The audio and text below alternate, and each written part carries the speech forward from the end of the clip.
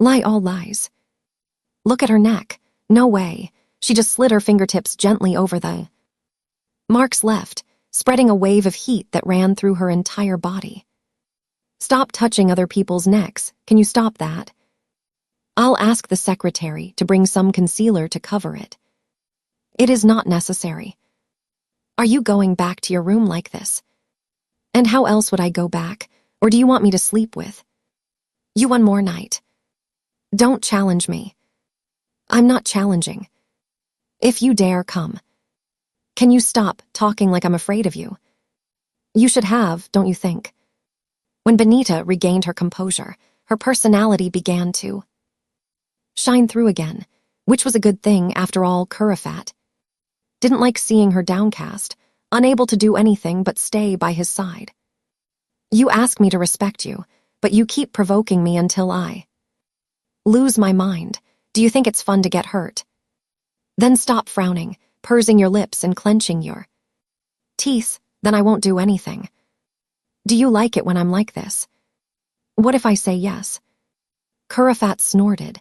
She didn't believe Benita actually liked her. It was more likely that she just enjoyed seeing her reaction.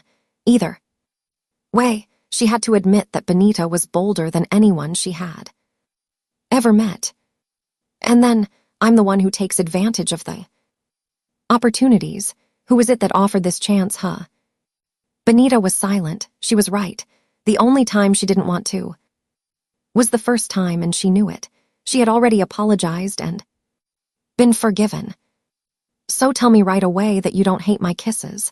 If you did, why would you reciprocate? Is that something you ask? Why wouldn't I ask? During the kiss, it was just the two of us. If I don't ask you, who will I ask? Benita grimaced.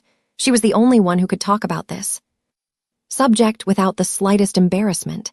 She wasn't like her, who could talk about kisses and other things so easily.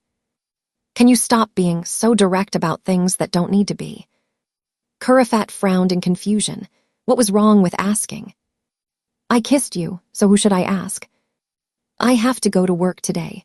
I have to talk to the manager about my dismissal and that thing you asked me to do.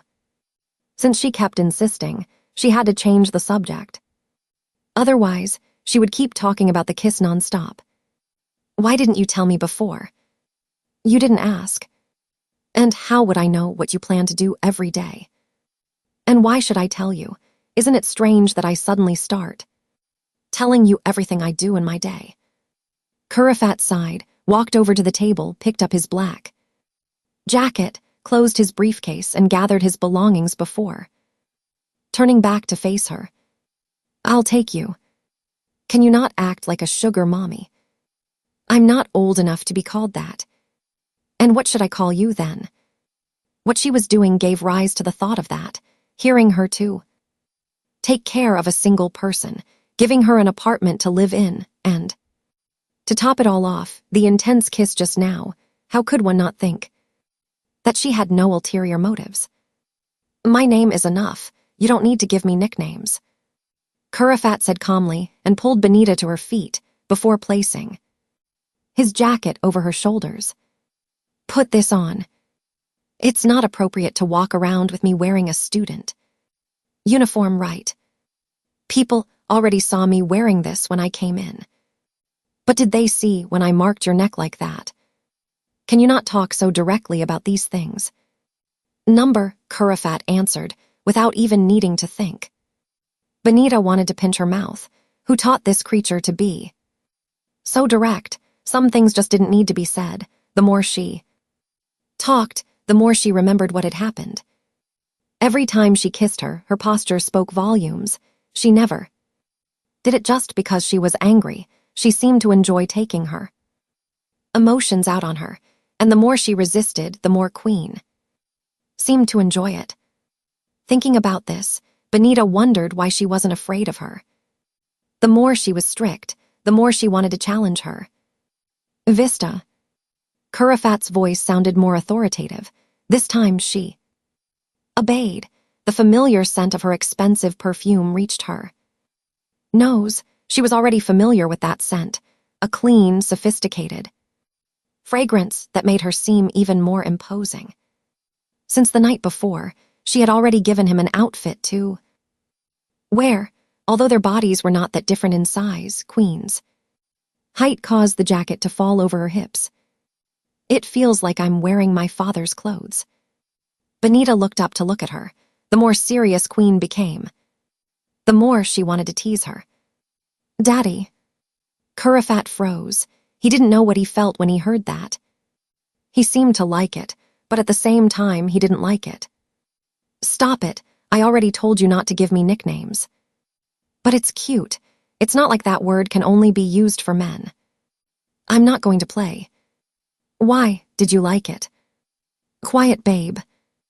Benita smiled, pleased that she had managed to get her off her rocker. At least she didn't feel like she was losing this fight. Between the two of them, the cat and mouse game never stopped. And the moment she approached to whisper "Daddy" in his ear, Kurafat was faster and pulled her towards him, making his body collide against hers. Her face was so close that she could feel Kurafat's heart beating fast. She smiled. She said she didn't like it, but if her heart was racing like that, what could that mean? Don't play like that, I don't like it. Benita looked up to look at her. From this angle, Kurafat's serious face looked even more beautiful. And what's more, his lips were also swollen, just like hers. I'm not kidding. Don't mess with what you don't understand, okay? Was that a lecture or a concern? Kurafat sighed, the hand that held her slender waist closer squeezed tighter before he spoke in a voice that seemed to contain his patience. Can you not be stubborn for at least 10 minutes? Time. Benita raised an eyebrow. Try asking me, maybe I'll be a good girl for longer. You are on working hours. I know, the young woman's soft voice replied, raising her index finger and drawing circles on the other person's left chest before asking, did I do something wrong at work? You are stubborn. I'm not stubborn. Babe. Yes. As soon as this word was said, her waist was tightened even more. The other person leaned in, looking like he was about to do something with his lips, but Benita lowered her head in time to escape. Lift your face. Benita remained silent, without answering, but stood on her tiptoes and lightly bit the other's shoulder through her white shirt, in retaliation for being squeezed and pinched nonstop. Ay. You squeezed me even tighter than that. Do you dare to bite me? And you still dare to bite me too. When the other kissed her, she bit her lips repeatedly, and Benita never complained, on her neck too. She was already a full-grown wolf. So when would she stop acting like a restless pup with itchy teeth? Be careful not to be left without an answer. Kurafat controlled his emotions before pulling away from the soft body. The sudden movement caught Benita by surprise. Did you push me? I just pushed you away. He pushed. Babe. I don't like that. This naughty girl, what to do with her? Every day Benita messed up his thought system more than the company's profits, but in a unique way that was hard to define.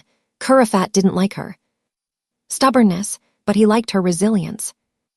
Don't make me punish you, because if I do, you know it won't be kind. Why are you so stubborn with me? Benita looked at the pretty face, trying to find any trace of emotion in the other's eyes to confirm her own confidence before answering, because you love it when I'm like this. I don't like. He is sure. Why? Nothing. I just wanted to make sure you really don't like it. When we're alone, you can be as stubborn as you want, but when there's someone else present, I expect you to understand. When I give you an order, you promised. Huh, yes. Benita's first test was dealing with the stares of several people. Some were discreet, but others stared at her shamelessly, without hiding it. Don't lower your head. Kurafat whispered as she looked straight ahead as usual. The Bodyguards walked beside them, but Benita wasn't used to it. Her body was hunched over, her shoulders slumped, and she bumped into the other several times.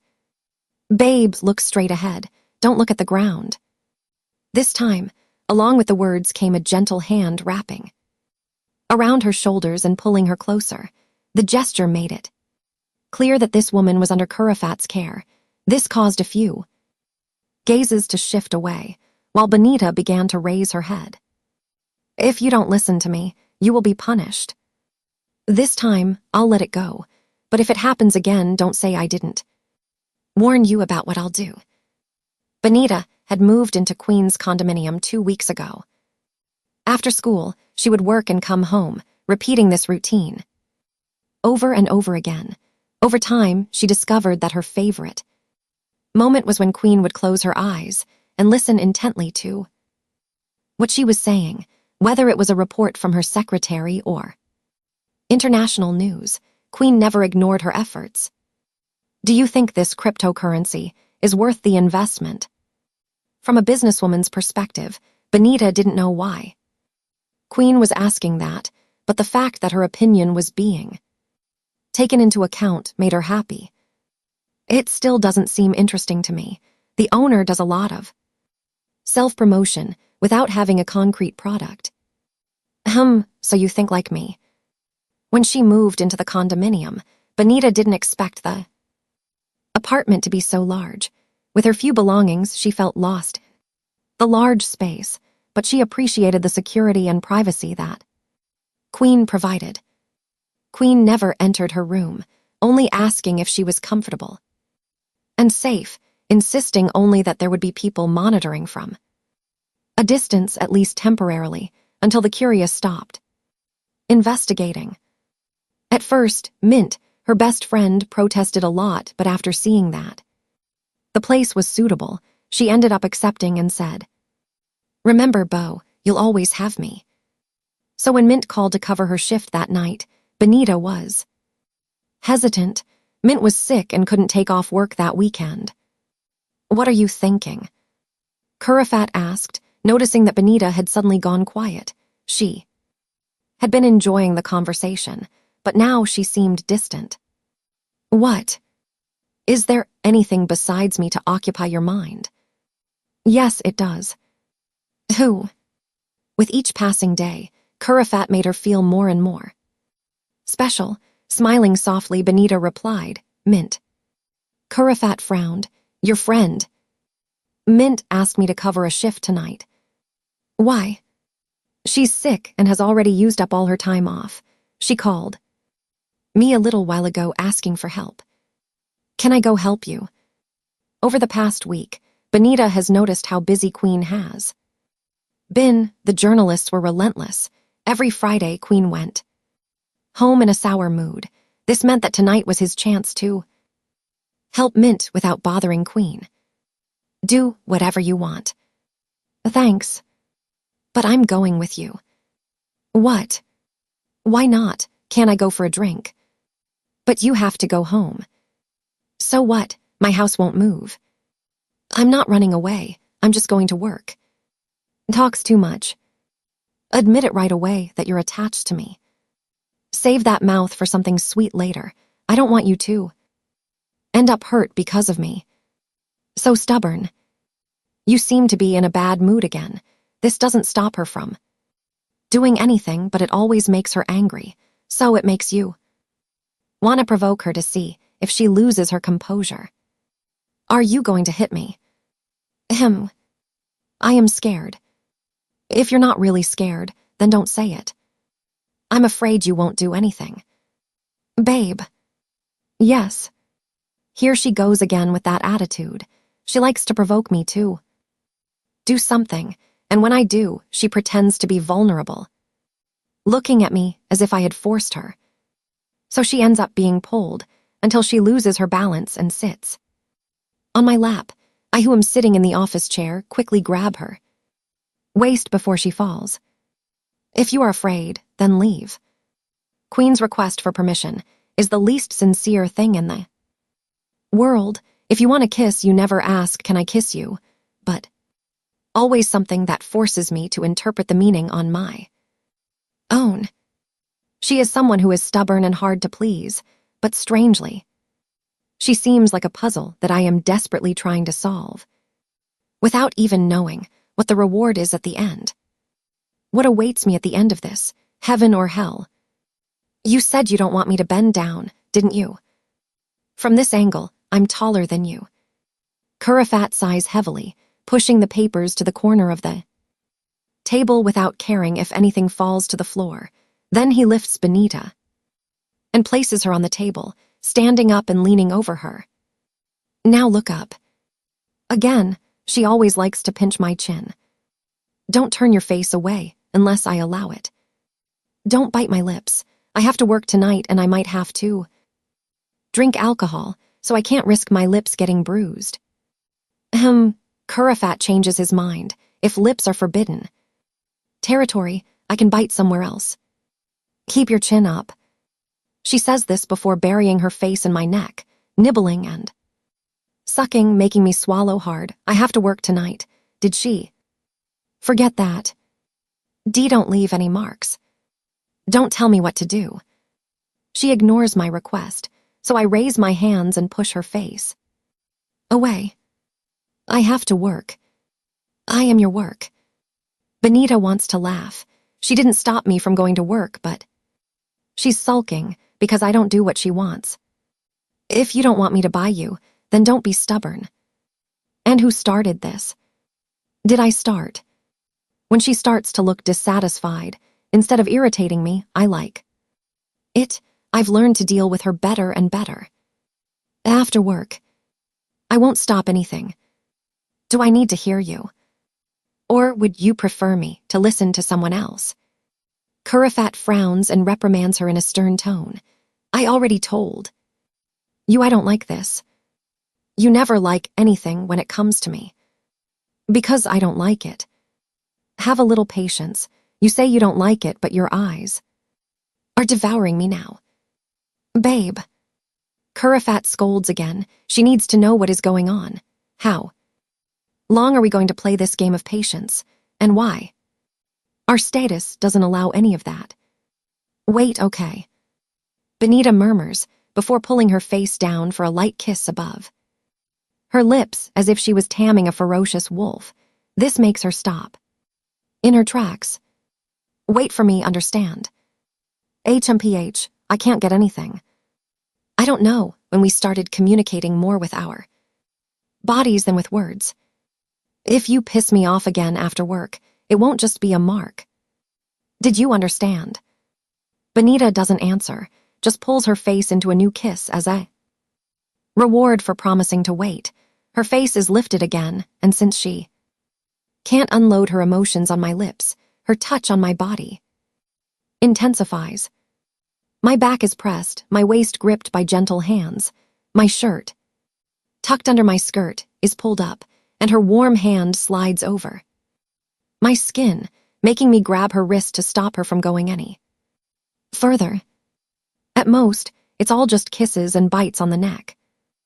Stop for now. Benita takes a deep breath. Your kisses always steal my energy. I never get used to it, and I don't think I ever will. Just a little more. I blush every day because of you. Go easy on me. I already took it easy. Kurafat finally removes his hands from my body and sighs against my neck, trying to control his emotions. She hates feeling this way. Being around Benita every day makes her feel too much. She likes to be in control and can't stand it when I try to switch roles. Kurafat didn't lie about coming for drinks. She lets me work, but she doesn't take her eyes off me. Something strange happens. First, I was serving one group of customers, but suddenly I was transferred to another group, even though the first one hadn't left yet. Normally, when a girl waits a table, she stays there all night. My job is to serve drinks and chat. Because of the distance and the poor lighting, Kurafat can't really see who's at the table, but he has the feeling he knows someone there. Soon, one of his men approaches and whispers, Kongsap. Yes, the son of Mr. Wasson's political rival. Kongthap, Kurafat, and King were once friends, but because of family rivalry, their friendship was destroyed. Something happened between Kongthap and King that caused them to break up. Completely. Boss. What? Mr. Kongthap sent word that if you don't hurry, he'll take this kitten home. Kurafat frowns. Of course. Today, Benita is wearing a crop top that reveals her waist, long pants, and a cat ear headband in her light hair, drawing attention wherever she goes. The young woman quickly got up from the table and walked unhurriedly in the direction she wanted to go, with the black-robed security guard following her from a distance. She arrived in time to see that Benita was being persuaded to drink an alcoholic beverage. Kongthap. Oh, I thought it was Queen. Did you know I was coming? The young man chuckled, his deep, hard-to-read gaze quickly glanced at Kurafat before flashing a wide smile as he looked at Benita. At first, I didn't think it was true, but it seems like the Queen's throne is shaking because she showed weakness. Are you talking nonsense? I'm just saying what I think. Without a queen, we still have the king, have you forgotten? This sentence made Kongthap clench his teeth tightly. The crack between their friendship was still clearly present and would not disappear, and if he were to really fight, he knew he wouldn't be able to beat two brothers who got along so well. Kurafat was not afraid of having weaknesses, because Kita's support was always strong, but still I would have to try. Drink with me. Kongthap ignored Kurafat and spoke to Benita on purpose. He made a discreet signal to Kurafat, indicating that there was something dangerous in the drink. Benita, for her part, didn't know how to react. She also wasn't sure what was happening at that moment. Queen had said she would stay at the table until the job was finished, but there were still several hours to go, and this client seemed to know her personally. You can't drink too much. She told the wealthy client that she had bought his hourly wages from the other clients. He had paid for all the drinks and their value. So of course, he would not accept not drinking. Everything is fine. Don't do anything dirty, Kongthap. You're better than that. Kurafat spoke in a calm voice, his serious and menacing gaze directed at Kongthap.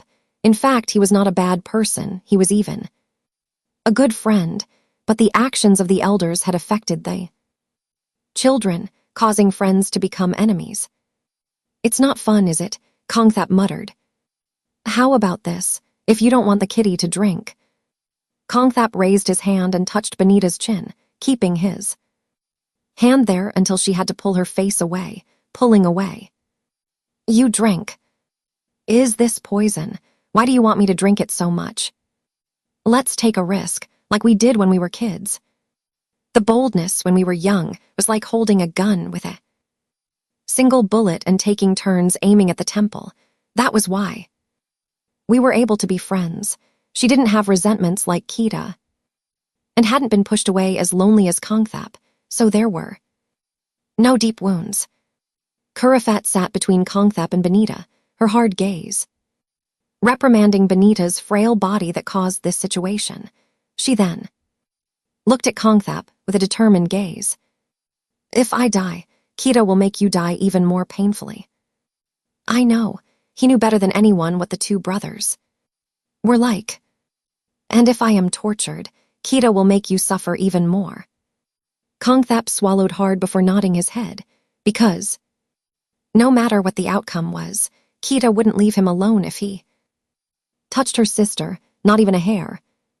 Kita had always been like this, and Kongthap had chosen this path. Since he had placed someone to follow Kurafat's movements, he knew it wouldn't be easy to get close to Kita, but it wasn't impossible if he pressed at the right point. What's going on? Benita whispered. If I die.